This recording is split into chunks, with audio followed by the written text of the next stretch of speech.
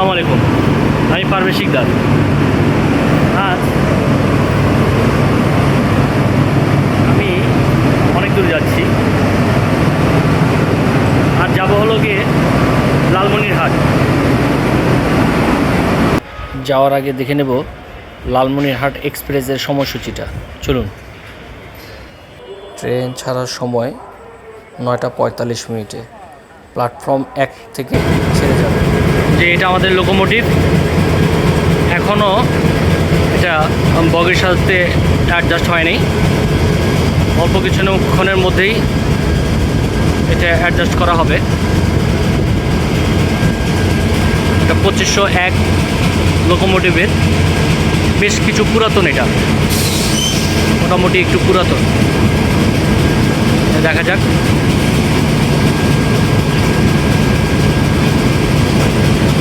এই যাত্রাতে আরও অনেক কিছু আপনাদেরকে খুঁটিনাটি দেখানোর চেষ্টা করব।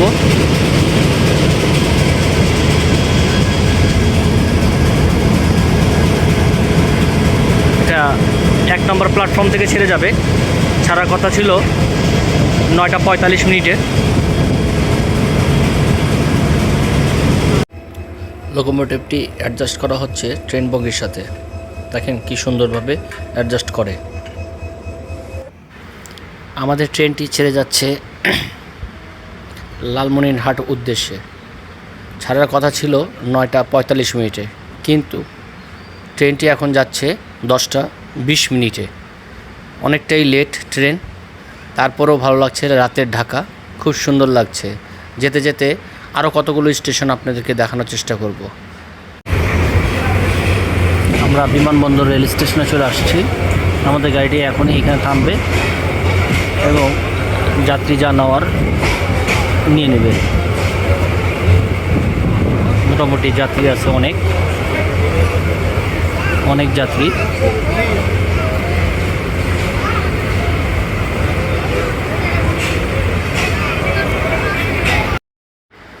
জি, আপনাদেরকে বলা হয়নি, আজ আমার সফর সঙ্গী হয়ে আছে আমার লাইফ পার্টনার। তাকে নিয়েই আমি যাচ্ছি। ক্যান্টিন থেকে একটা কফি বা চায়ের ব্যবস্থা করা যায় কিনা দেখি। সুমনা, কি বলো? সুমনা, তোমার কেমন লাগতেছে?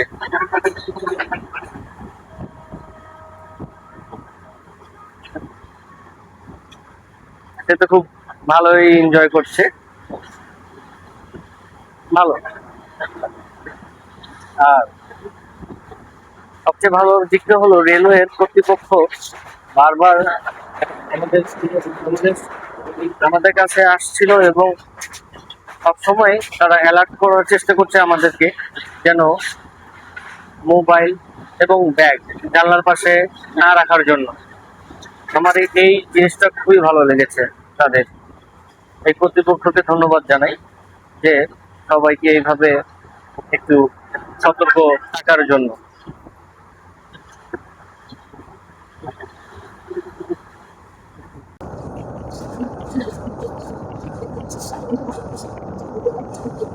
চমৎকার দৃশ্য, চমৎকার, খুবই সুন্দর। দিনের বেলা তো আরো সুন্দর, কিন্তু রাতে কিন্তু কম সুন্দর নয়। রাতটাও যেন খুব অন্যরকম। সঙ্গে সঙ্গে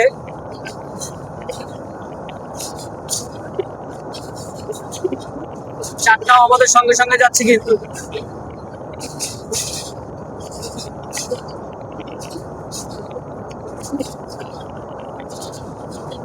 উপরে চাঁদ, নিচে আমরা। এই এক মনোরম দৃশ্য। যমুনা সেতু পার হয়ে যাচ্ছি আমরা খাওয়া দাওয়া করব, তারপরে একটু রেস্ট নেব। পরবর্তীতে আপনাদেরকে দেখানোর চেষ্টা করব আবার। আমরা এখন আব্দুলপুরে। একটু সামনে যাই, স্টেশনে অনেকক্ষণ এটা একটু দাঁড়াবে। চলেন স্টেশনটা ঘুরে দেখা যাক।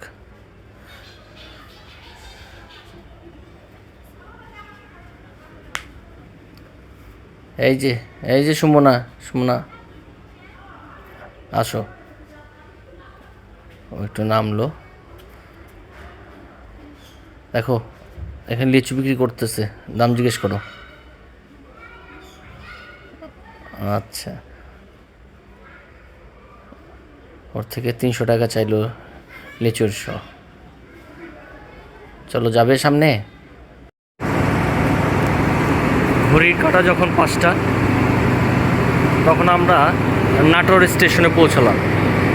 নাটোর স্টেশনটা কিন্তু খুব সুন্দর, কিছুটা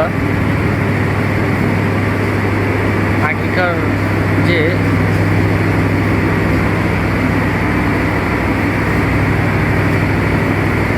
প্ল্যাটফর্মগুলো আছে সেই ধরনের, খুবই সুন্দর। নাটোরের প্ল্যাটফর্মটা কিন্তু অনেক বড়, অনেক বড় নাটোরের স্টেশনটা।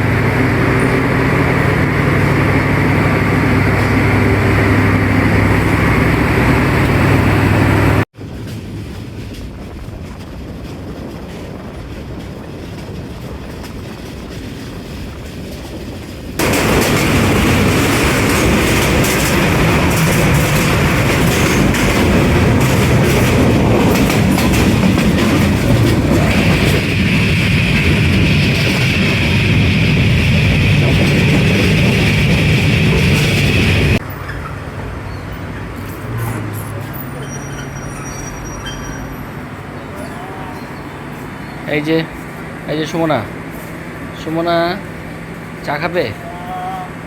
চা আনবো তোমার জন্য, চা নিয়ে আসি। পার হয়ে যাচ্ছি আলতাফনগর।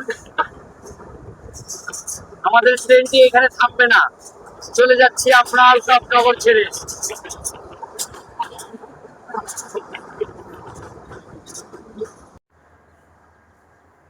ঘড়িতে যখন সকাল 7টা, তখন বগুড়া রেল স্টেশনে আমরা। এই বগুড়া শুধু অনেক স্মৃতি, অনেক কিছুই আছে এই বগুড়া ঘিরে। এটা আমার বাবার বাসা, এটা আমার বাবার দেশের বাড়ি, তাহলে আমারও দেশের বাড়ি। ঘড়িতে এখন 9টা 40, আমরা এখন কাউনিয়া রেলওয়ে স্টেশনে।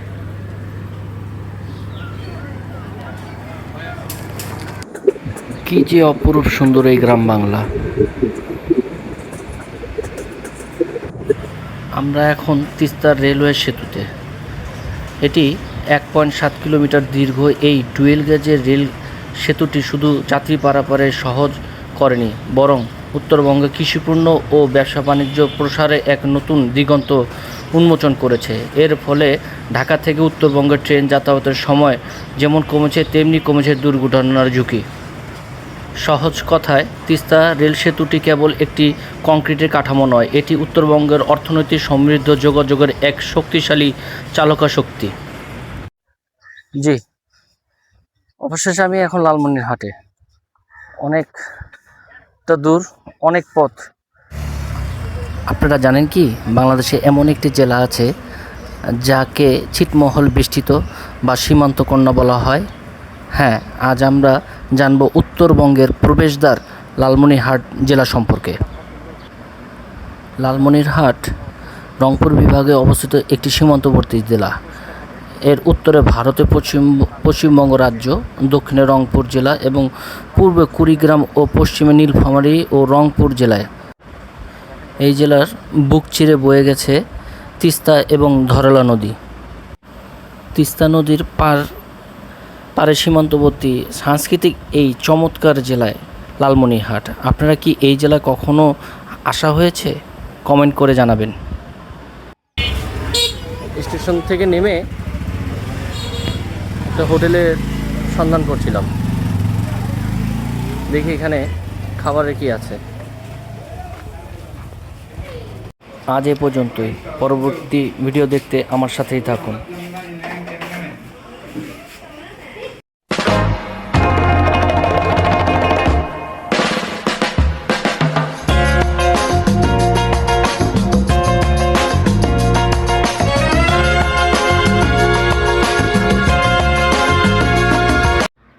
পরবর্তী ভিডিওতে যা যা থাকছে আপনাদের জন্য, আমার জন্য দোয়া করবেন।